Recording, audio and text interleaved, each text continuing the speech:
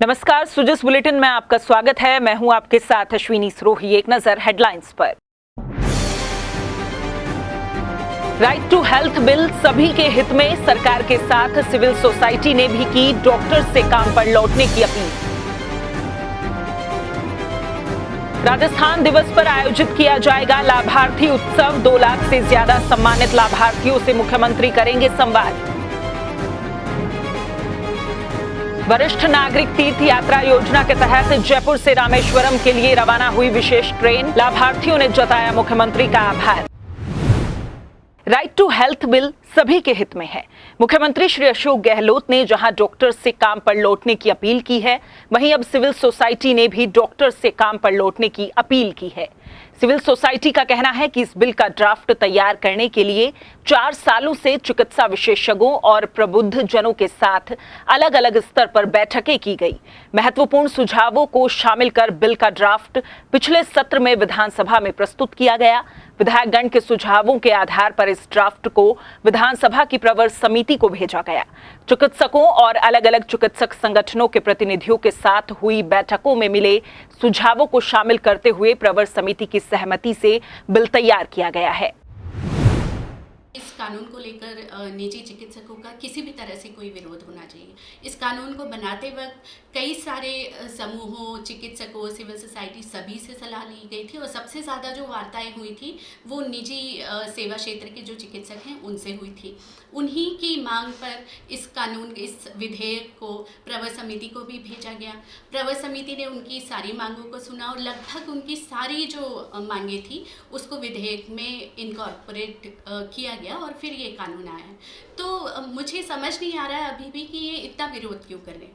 इनको एक क्लॉज से ज़रूर दिक्कत है। ये कह रहे हैं कि जो इमरजेंसी केयर को लेके जो एक क्लॉज है जिसमें ये कहा गया है कि कोई भी रोगी अगर निजी अस्पताल में जाता है और उसको इमरजेंसी ट्रीटमेंट, और इमरजेंसी की भी परिभाषा कानून में दी गई है बाकायदा, अगर किसी भी ऐसी इमरजेंसी जो कि एक्सीडेंट या सांप काटने या जानवर काटने या कोई गर्भवती महिला है जो इमरजेंसी की हालत में आई है, तो आप उसको उपचार से इसलिए मना नहीं करेंगे कि वो एडवांस पैसे नहीं जमा करवा पाता है, क्योंकि ये उसकी ज़िंदगी और मौत का सवाल है। ऐसे में अगर रोगी पैसे नहीं दे पाता है इमरजेंसी ट्रीटमेंट की, तो सरकार ने ये वादा किया है कि वो इसकी भरपाई निजी चिकित्सालयों को करेंगे। तो ऐसे में ऐसी तो कोई बात ही नहीं है कि निजी चिकित्सालयों को फ्री में या निःशुल्क सेवा देने के लिए फोर्स कर रही है सरकार। ऐसा तो कुछ भी नहीं है। यहाँ पर उनको रिइम्बर्समेंट होंगे, बाकायदा जो दरें होंगी वो उनसे चर्चा कर तय की जाएंगी। तो फिर इन्हें दिक्कत क्या है? ये तो बिल्कुल चिरंजीवी योजना की तरह ही एक मॉडल होने वाला है। बूंदी के जिला अस्पताल में जिला कलेक्टर डॉक्टर रविंद्र गोस्वामी ने ट्रॉमा वार्ड में अपनी सेवाएं दी। आमजन को इलाज में किसी भी प्रकार की परेशानी का सामना नहीं करना पड़े, इसलिए खुद जिला कलेक्टर ने मरीजों को जांचा। वहीं मुख्यमंत्री ने भी बूंदी जिला कलेक्टर के इस जज्बे की तारीफ की है। मुख्यमंत्री ने ट्वीट कर कहा कि ऐसे ही सेवा भाव और समर्पण से राजस्थान चिरंजीवी हो रहा है। जिला अस्पताल में व्यवस्थाएं देखने गया था, भीड़ वगैरह थी, तो उसको देखते हुए, परेशानी को देखते हुए उस समय के लिए हमने मरीज़ लिखे। तो क्योंकि अस्पताल की व्यवस्थाएं सुचारू चलें, लोगों को इलाज मिले, यही हमारा प्राइमरी टारगेट है।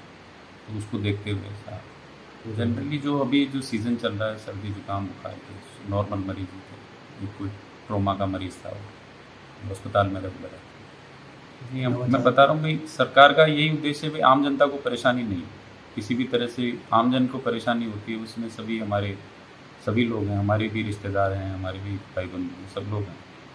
तो सभी का, सरकार का और सभी का यही उद्देश्य रहता है कि आम जन को परेशानी। राजस्थान में हर वर्ग को राहत और संबल देने के लिए कई जन कल्याणकारी योजनाएं चलाई जा रही हैं। राज्य सरकार की इन योजनाओं से प्रदेश में लाखों लोगों को लाभ मिल रहा है। 30 मार्च यानी राजस्थान दिवस के अवसर पर विभिन्न योजनाओं के लाभार्थियों के सम्मान के लिए लाभार्थी उत्सव आयोजित किया जा रहा है।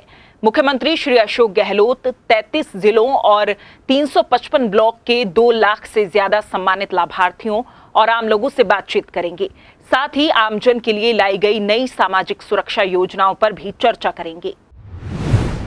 राज्य सरकार द्वारा चलाई जा रही वरिष्ठ नागरिक तीर्थ यात्रा योजना के तहत आज जयपुर के दुर्गापुरा रेलवे स्टेशन से रामेश्वरम के लिए ट्रेन रवाना हुई।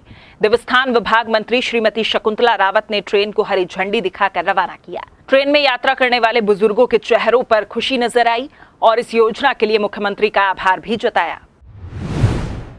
आज हमारी ये जो ट्रेन जा रही है, सभी ट्रेन है जो कि रामेश्वरम जा रही है और आपने देखा होगा कि सभी सम्मानित बुजुर्ग लोग कितने खुश दिखाई दे रहे हैं। बड़े मुख्यमंत्री महोदय को दुआ दे रहे हैं कि भगवान भला करे अशोक गहलोत का, कि हमें बाहर भेज रहे हैं। शायद हमारे बच्चे भी जा पाए या नहीं जा पाए, कोई गया नहीं गया, लेकिन हम रामेश्वरम जा रहे हैं और हमारी व्यवस्था बेटे की तरह से राजस्थान के सम्माननीय मुख्यमंत्री अशोक गहलोत जी ने ये योजना चलाई, वरिष्ठ नागरिक तीर्थ यात्रा योजना, जिसमें कि 18,000 हमारे यात्री ट्रेन से गए हैं और 2,000 जिसमें कि बाई प्लेन गए हैं, जो कि पशुपतिनाथ गए हैं। अभी हमने 2 दिन पहले ही उनको भी रवाना किया है यहाँ से जयपुर से। हमारे को अच्छी लगी, बहुत खुश है, हम जा रहे हैं, हमारा बहुत अच्छा लग रहा है, बहुत अच्छी है, सरकार की तरफ से धन्यवाद। नंदीलाल गोठड़िया सुजानगढ़ से मेरे पत्नी के साथ इस धार्मिक यात्रा में जयपुर आया हुआ हूँ। यहाँ के कार्यक्रम देखे मुझे बड़ा संतोष हुआ। हम सुबह यहाँ 12 बजे पहुँचे थे, 4 बजे तक नाश्ता पानी खाने की अच्छी व्यवस्था, गाड़ी ट्रेन में भी हमारे बैठने की सोने की अच्छी व्यवस्था। मैं माननीय अशोक गहलोत जी का बहुत बहुत धन्यवाद देता हूँ। सुशील कुमार वर्मा चूरू से। आज बड़ा ही सौभाग्य का दिन है हमारे लिए कि रामेश्वर की यात्रा करने को मिल रही है। अशोक जी गहलोत ने बहुत ही ये अच्छा कार्य किया है वरिष्ठ जनों के लिए। इसके लिए अशोक जी गहलोत का बहुत बहुत धन्यवाद। मुख्यमंत्री श्री अशोक गहलोत ने प्रदेश में समेकित बाल विकास सेवाएं विभाग के आंगनबाड़ी केंद्रों और शिशु पालना गृह पर काम करने वाले मानदेय कर्मचारियों को दिए जाने वाले मानदेय के राज्यांश में 15% की बढ़ोतरी करने के प्रस्ताव को मंजूरी दी है। आईसीडीएस विभाग के आंगनबाड़ी केंद्रों पर कार्यरत मानदेय कर्मियों, आंगनबाड़ी कार्यकर्ता, मिनी आंगनबाड़ी कार्यकर्ता, सहायिका और शिशु पालना गृह कार्यकर्ताओं के मानदेय में 15% की बढ़ोतरी की गई है। बीकानेर में स्वामी केशवानंद राजस्थान कृषि विश्वविद्यालय में आयोजित हुए 3 दिवसीय किसान मेला पोषक अनाज समृद्ध किसान का बुधवार को समापन हुआ।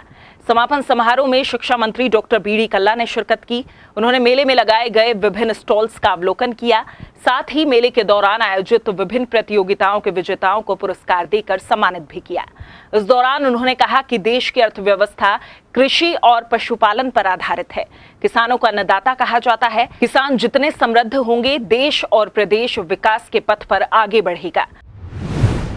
राजस्थान में शिक्षा विभाग के द्वारा राइट टू एजुकेशन कानून के तहत प्राइवेट स्कूल्स में एडमिशन की प्रक्रिया शुरू कर दी गई है।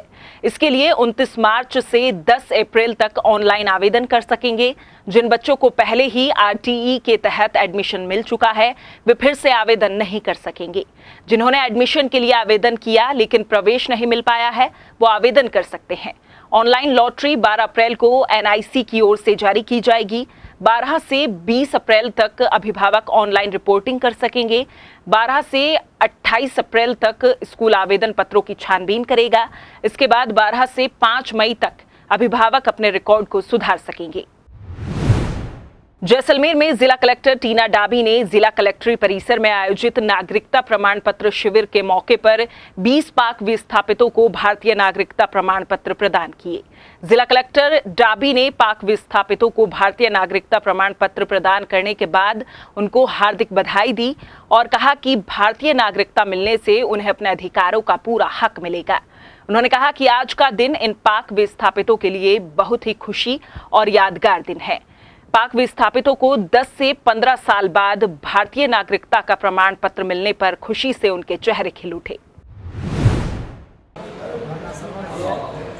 2013 में उठाया और भारत सरकार और राज्य सरकार हम 2005 में आए हैं हिंदुस्तान में और जहाँ हमको नागरिकता मिली है, हम भारत सरकार को धन्यवाद देते हैं और कलेक्टर साहब को धन्यवाद देते हैं। बहुत बहुत धन्यवाद। तो जिस बुलेटिन में फिलहाल इतना ही, फिर होगी आपसे मुलाकात, तब तक के लिए नमस्कार।